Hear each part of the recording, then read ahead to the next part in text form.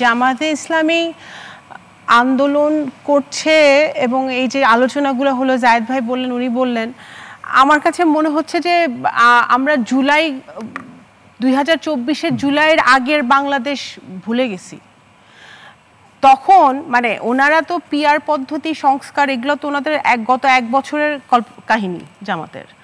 যখন জামাতে ইসলামী গত 17 বছর ধরে ওনারা বিভিন্নভাবে মাঠে থাকার চেষ্টা করেছেন এবং বিভিন্ন সময়ে ওনারা আমাদের সাথেও ছিলেন, যুগপৎ আন্দোলনে ছিলেন না, আবার ওনারা স্বতন্ত্রভাবে করেছেন।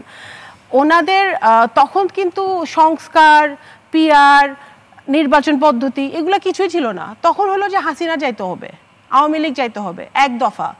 তখন ওনারা কেন পিআর পদ্ধতির বিরুদ্ধে পিআর হইতে হবে বা এটা কেন আন্দোলন করে নাই? তখন শেখ হাসিনাকে তখন কেন বলে নাই? এখন আমার কথা হচ্ছে যে ওনারা রাজনৈতিক সংস্কৃতির পরিবর্তন করবে। রাজনৈতিক সংস্কৃতির পরিবর্তনের আমরাও চাই। আমরা যারা ভালো রাজনীতি চাই, সুস্থ রাজনীতি চাই, আমরা মনে করি যে জুলাইতে যে রক্ত ঝরেছে, আমাদের ছেলেরা যে রক্ত দিয়েছে, মেয়েরা যে রক্ত দিয়েছে, তারপরে অফকোর্স পলিটিক্যাল কালচারের পরিবর্তন অলরেডি হয়েছে। তার প্রথম ক্রাইটেরিয়া হচ্ছে যে আপনার বিভ্রান্তিকর কথাবার্তাগুলো বন্ধ করতে হবে।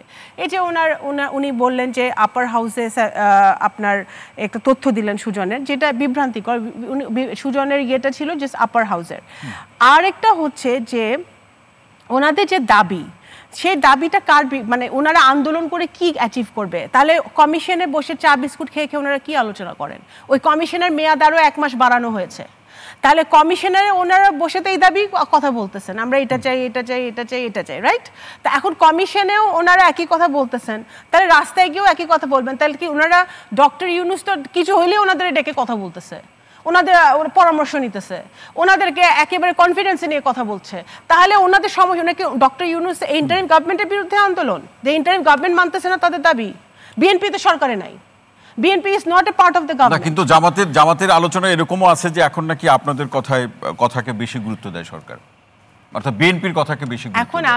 এখন এখানে আরটিভির টক শোতে বলতে গেলে যদি আমি এখন জেলা বাই জেলা ধরি না, তাহলে কোথায় কোন দল প্রভাবশালী, কোথায় কোন ডিসি প্রভাবশালী, এসপি প্রভাবশালী, এগুলো আমার বলতে হবে, যেগুলো আমি বলতে চাই না। আমি বলতে চাই মোটা দাগে যে জামাতের এই আন্দোলনটা আমি মনে করি ওনাদের একটা শক্তি প্রদর্শনের আন্দোলন। কারণ আমি একটা কথা বলি, ওনারা যে পিআর চাচ্ছেন, আবার ওনারা 300 সিটে, উনি নিজেও ক্যান্ডিডেট, উনি নিজেও ক্যাম্পেইন করছেন। যেমন আজকে আমার নির্বাচনী এলাকাও ওনারা ঘরে ঘরে গিয়ে ভোট চাচ্ছে, কিন্তু ভোটাররা যারা আমাদের দেশের মেজরিটি ভোটার হচ্ছে রুরাল এরিয়া, রাইট, গ্রামাঞ্চলের ভোটার, এরা প্রপোর্শনাল রিপ্রেজেন্টেশন বোঝে না। ঠিক আছে, এখন ওনারা গিয়ে কিন্তু বলতেছে না যে জামাত বলছে জনগণ শুধু বিএনপি বোঝে না, বিএনপিকে উদ্দেশ্য করে তারা বলছে যে আপনারা নাকি বুঝতে পারছেন না। আচ্ছা, বিএনপি বোঝে না, আপনারা জনগণকে বিভ্রান্ত করছেন। বিএনপি না বুঝেই এতদিন রাজনীতি করছে। আচ্ছা, আমি বলি, শেষ করি, এটা তাদের ভাষ্য, আমি তার তুলে ধরলাম।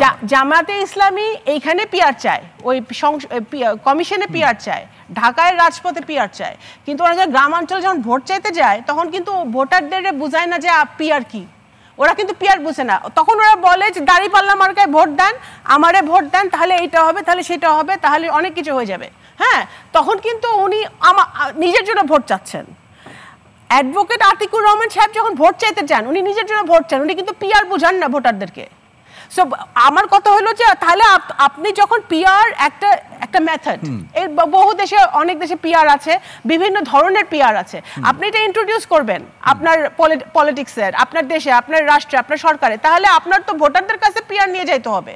তারা যখন ভোট চাইতেছে এখন ঘরে ঘরে, তারা কিন্তু পিআর বলতেছে না, তারা বলতেছে আমারে ভোট দাও, দাঁড়িপাল্লায় ভোট দাও। তার মানে কি এই আন্দোলনটা পিআর এর আন্দোলন করতে হবে? আমি মনে করি it's just a pressure tactic. এটা প্রেসার দিতেছে তারা আরো কিছু আদায় করার জন্য ডক্টর ইউনূসের কাছ থেকে বা অন্য কোনো আমাদের রাজনৈতিক নির্বাচন হলে ডক্টর মোহাম্মদ ইউনূসের কাছ থেকে কি আদায় করার বিষয় আছে? কারণ আলিরিয়া সাহেবরা হয়তো ওনাদের কথা ঠিকমতো শুনতেছেন আমি তো বুঝতেছি না। তাহলে এখানে তো আমাদের কাছে এটা মনে হচ্ছে এটা দ্বৈত নীতি হয়ে যাচ্ছে, যে আপনি কমিশনে কথা বলতেছেন একই জিনিস নিয়ে, আবার একই জিনিস নিয়ে আপনি রাস্তায় যাচ্ছেন একই দাবি নিয়ে। তাহলে কেন? তাহলে আপনি দেখাইতে চাচ্ছেন যে একটা পারসেপশন ক্রিয়েট করতে চাচ্ছেন যে জামাত অনেক বিশাল বড় দল, জামাতের অনেক ভোট আছে, জামাত দাঁড়াইলেই এখন ভোটে জিতবে, এটা দেখাইতে চাচ্ছেন। জনগণ যেটা বিশ্বাস করে না সেটা জনগণের বিশ্বাস করাইতে হবে।